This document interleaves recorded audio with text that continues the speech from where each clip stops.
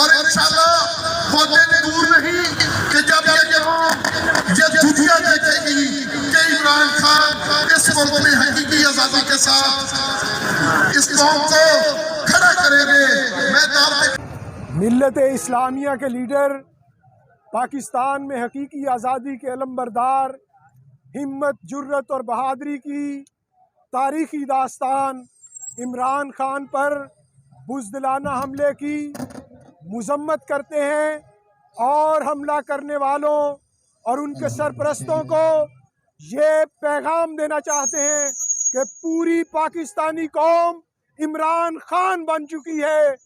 इन लुटेरों को, इम्पोर्टेड हुकूमत को कैफरे किरदार तक पहुंचाने तक हकीकी आज़ादी मार्च जारी रहेगा।